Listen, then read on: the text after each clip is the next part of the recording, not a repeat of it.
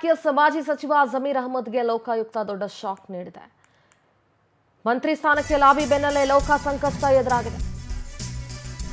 ಜಮೀರ್ ಅಹಮದ್ ಪ್ರಭಾವಿ ಶಾಸಕ ಮತ್ತು ಮಾಜಿ ಮಂತ್ರಿ. ಜಮೀರ್ ಅಹಮದ್ ಖಾನ್ಗೆ ಪ್ರಾಸಿಕ್ಯೂಷನ್ ಸಂಕಷ್ಟ, ಆದಾಯಕ್ಕಿಂತಲೂ ಹೆಚ್ಚು ಆಸ್ತಿ ಗಳಿಸಿರುವ ಆರೋಪ ಇದೆ. ಪ್ರಾಸಿಕ್ಯೂಷನ್ಗೆ ಅನುಮತಿ ಕೋರಿದೆ ಲೋಕಾಯುಕ್ತ ಗವರ್ನರ್ ಹತ್ರ.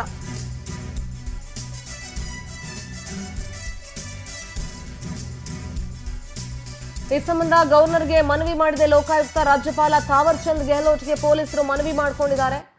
ಗವರ್ನರ್ಗೆ ಸಾವಿರಾರು ಪುಟಗಳ ದಾಖಲೆಯನ್ನ ಅಧಿಕಾರಿಗಳು ಸಲ್ಲಿಸಿದ್ದಾರೆ. ಆದಾಯಕ್ಕಿಂತಲೂ ಹೆಚ್ಚು ಆಸ್ತಿ ಗಳಿಸಿರುವ ಆರೋಪ ಇದೆ. ಪ್ರಾಸಿಕ್ಯೂಷನ್ಗೆ ಪರ್ಮಿಷನ್ ಕೊಡಬೇಕು ಅಂತ ಲೋಕಾಯುಕ್ತ ರಾಜ್ಯಪಾಲರ ಹತ್ರ ಕೇಳ್ಕೊಂಡಿದೆ.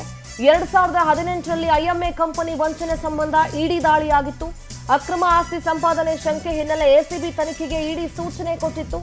ಎಸಿಬಿ ರದ್ದಾದ ಬಳಿಕ ಲೋಕಾಯುಕ್ತ ಪೊಲೀಸರು ತನಿಖೆಯನ್ನ ನಡೆಸಿದ್ರು. ಆದಾಯಕ್ಕೂ ಮೀರಿ 25 ಕೋಟಿ ಆಸ್ತಿ ಗಳಿಸಿರೋದು ಕನ್ಫರ್ಮ್ ಆಗಿದೆ. ಚಾರ್ಜ್ ಶೀಟ್ ಅನ್ನ ಸಲ್ಲಿಸೋದಕ್ಕೆ ಪ್ರಾಸಿಕ್ಯೂಷನ್ಗೆ ಅನುಮತಿ ಕೋರಿ ರಾಜ್ಯಪಾಲರಿಗೆ ಲೋಕಾಯುಕ್ತ ಮನವಿಯನ್ನ ಮಾಡಿಕೊಂಡಿದೆ. ಜಮೀರ್ ಅವರಿಗೆ ಒಂದಾದ ಮೇಲೆ ಒಂದು ಸಂಕಷ್ಟ ಎದುರಾಗ್ತಾ ಇದೆ. ದಾವಣಗೆರೆ ಬೈ ಎಲೆಕ್ಷನ್ ನಲ್ಲಿ ಪಕ್ಷ ವಿರೋಧಿ ಚಟುವಟಿಕೆ ನಡೆಸಿದಂತಹ ಆರೋಪ ಜಮೀರ್ ಮೇಲಿತ್ತು.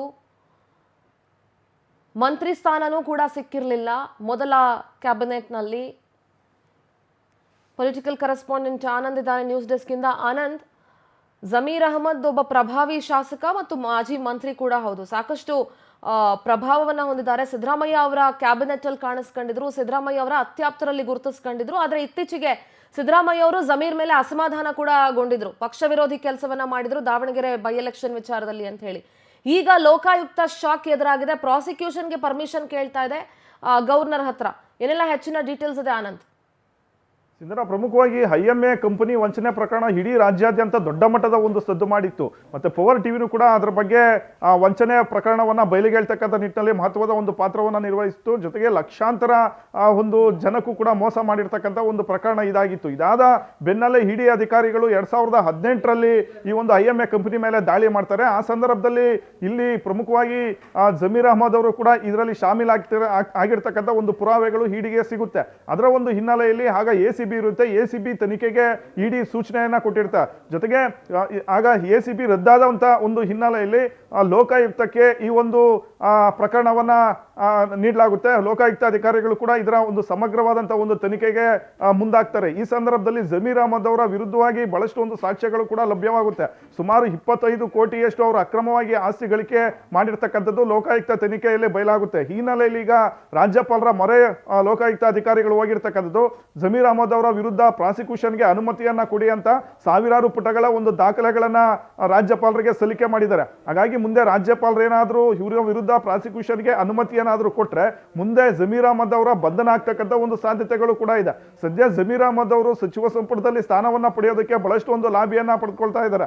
ದಾವಣಗೆರೆಯಲ್ಲಿ ಪಕ್ಷ ವಿರೋಧ ಚಟುವಟಿಕೆ ಮಾಡಿದ್ರು ಅಂತ ಅವರಿಗೆ ಮೊದಲ ಹಂತದಲ್ಲಿ ಸಚಿವ ಸ್ಥಾನ ಸಿಗ್ಲಿಲ್ಲ. ಎರಡನೇ ಹಂತದಲ್ಲಾದರೂ ಸಚಿವ ಸ್ಥಾನವನ್ನ ಪಡೆದುಕೊಳ್ಬೇಕು ಅಂತ ಎಲ್ಲಾ ರೀತಿಯಲ್ಲೂ ಕೂಡ ತಯಾರಿಯನ್ನ ಮಾಡ್ತಾ ಇದ್ದಾರೆ. ಈ ಸಂದರ್ಭದಲ್ಲೇ ಪ್ರಾಸಿಕ್ಯೂಷನ್ಗೆ ಅನುಮತಿಯನ್ನ ಕೋರಿ ಲೋಕಾಯುಕ್ತ ಅಧಿಕಾರಿಗಳು ಒಂದು ರಾಜ್ಯಪಾಲರಿಗೆ ಮನವಿಯನ್ನ ಮಾಡಿರ್ತಕ್ಕಂಥದ್ದೇನಿದೆ ಇದು ಮುಂದೆ ಜಮೀರ್ ಅಹಮದ್ ಅವರಿಗೆ ದೊಡ್ಡ ಮಟ್ಟದ ಒಂದು ಸಂಕಷ್ಟವನ್ನ ತಂದೊಡ್ಡುತ್ತೇನೆ ಅಂತ ಹೇಳ್ಬೋದು.